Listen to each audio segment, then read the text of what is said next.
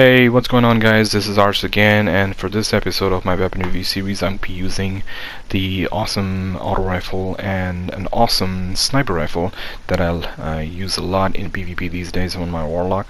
The first one is the auto rifle that drops from the Wrath the Machine raid. This one's called the Genesis Chain. It comes with the Focus Fire perk and the Focus Firefly perk. So the Focus Fire, again, when you ADS you do additional damage, but it'll fire a bit slower. And when you have a precision kill with this weapon, you'll actually have the target to spontaneously explode, which again does a decent amount of collateral damage, which helps a lot when you're in a 2v1 situation. Along with that, I'm going to be using high caliber rounds instead of speed reload or hammer forge. I'm going to be using linear compensator instead of accurate ballistics or field choke.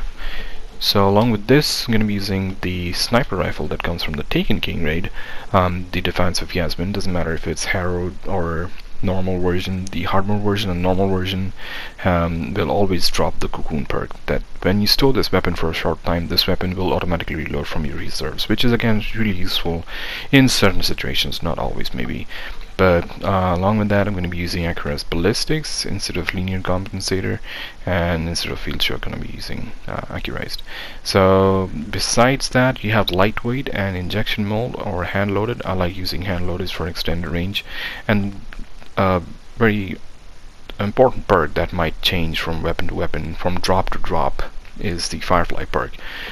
So you might get Firefly on some of the sniper rifles that drops from this raid. For this particular sniper you might not, but getting a Firefly perk on this sniper rifle is really useful and it's so much fun to use. That if you pair that with the primary weapon that I'm using along with Focus Firefly, if you have Firefly, that is so much fun to use in Crucible. So once again, precision kills will cause the precision kills with this weapon will cause the target to explode, and that just adds to the fun in Crucible. So without any further ado, let's get right into the game.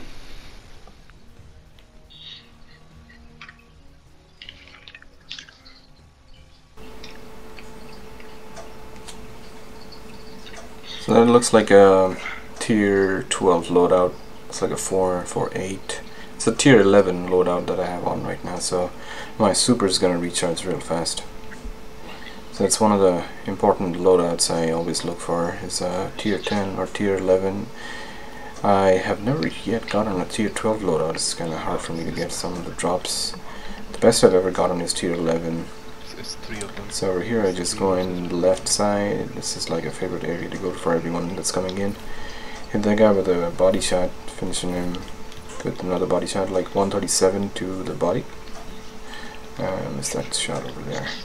Just chuck a nade just in case I get something. Nothing.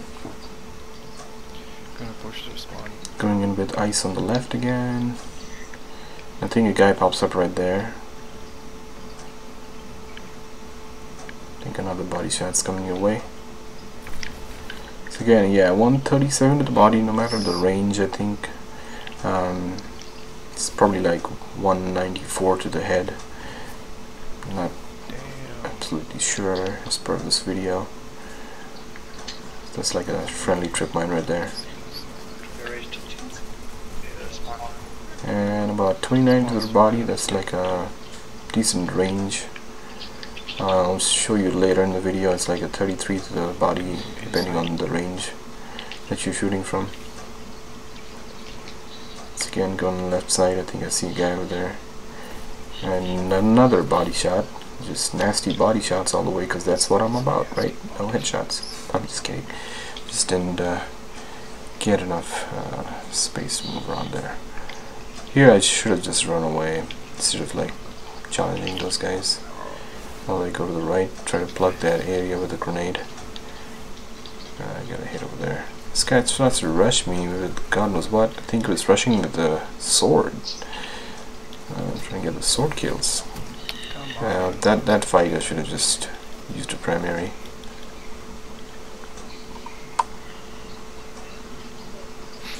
The thing I like about this map is this inner part. We can just hard flank these guys on the left and the very far left. So I kind of like this map. The flanks are easy to come by.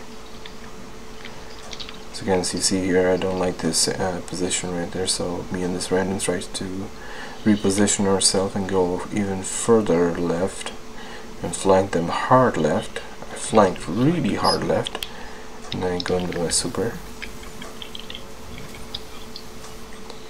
Yep. So that flank really took them off guard. And I can easily get a bunch of kills right here.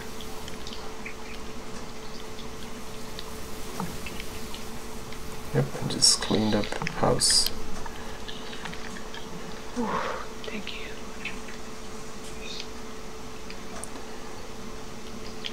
So I feel like the right side flank is harder to do than this left side flank, because there's always going to be someone coming up left.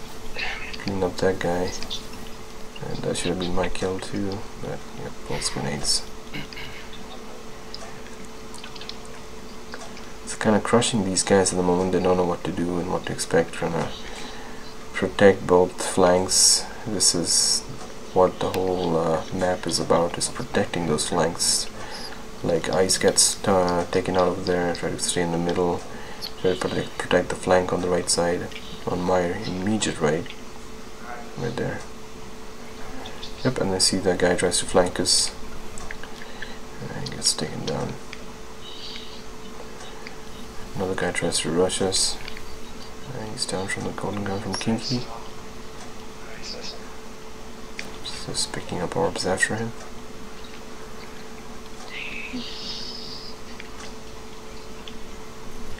You can see in this gunfight with this guy, they're doing like a 33, 34 to the head. This dude right here just creeps up on me, finally gets me with the sword. It was hilarious right there. I think I was trying to get his sword kills done.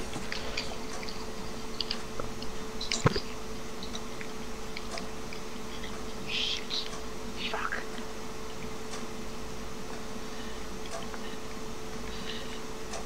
Fuck. Moving in far left again. I don't see anyone near me. So try not to push too hard. I see a guy struggling over down the right side. And that's the best spot to pop my super. Luckily none of these guys had their super, I guess. And that guy tries to run away. And gets taken out. And just in time for heavy ammo.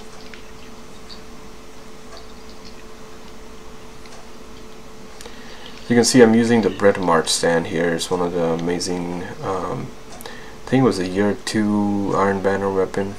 I don't think you can get any year 3 or 8 of Triumph anymore, because the machine guns and all the weapons have changed. Right. So this is like classic year 2 weapon. You can see Lord Shaxx using this weapon in one of the cutscenes as well in Rise of Iron.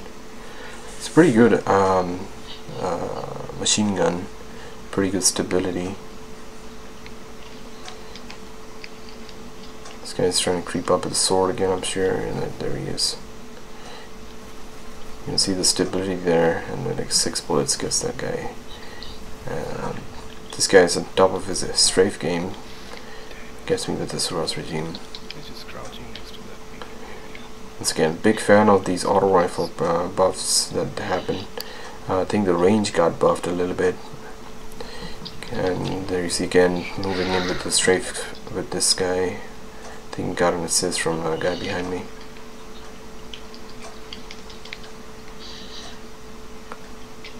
Oh yeah, that's right. Moving in left side again. And these guys are trying to encroach too hard. Kinky's going on with his super. I try to flank right side this time and pop my super. That guy, I think that's the only guy that saw me. None of the other guys expected this. Yep, that's all Destiny's about, catching them off guard, shooting first. You shoot first. Fucking bitch. You're on top. You see Big Kid popping super too late. And the other guy actually gets him with his super. Got him.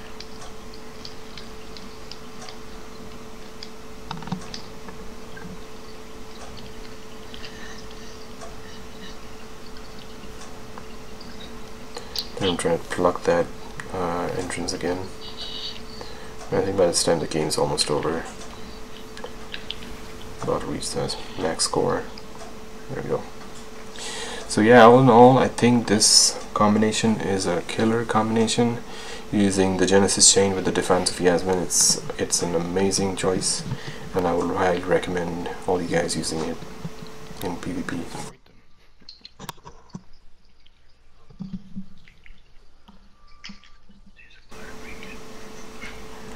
Alright guys, until next time, I'll see you on my next weapon review.